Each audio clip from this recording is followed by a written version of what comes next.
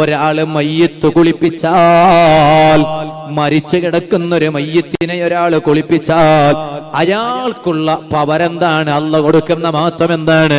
ചില്ലര മഹത്വമല്ല.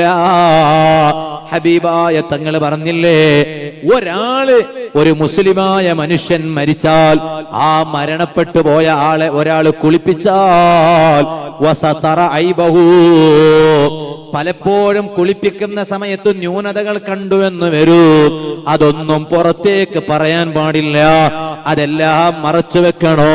നിങ്ങൾ കുളിപ്പിക്കുക, എന്ത് കണ്ടോ നിങ്ങൾ ആ ന്യൂനത വെളിവാക്കണ്ട, മയ്യത്തിനെ കുറ്റം പറയണ്ട.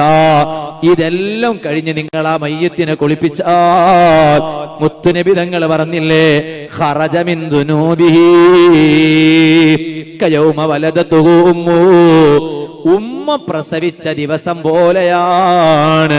ഒരു ഉമ്മ ഇപ്പൊ ഒരു കുഞ്ഞിന് ജന്മം നൽകിയാൽ ആ കുഞ്ഞിന് വല്ല പാപവുമുണ്ടോ, വല്ല ദോഷങ്ങളുമുണ്ടോ, വല്ല തെറ്റുകുറ്റങ്ങളുമുണ്ടോ?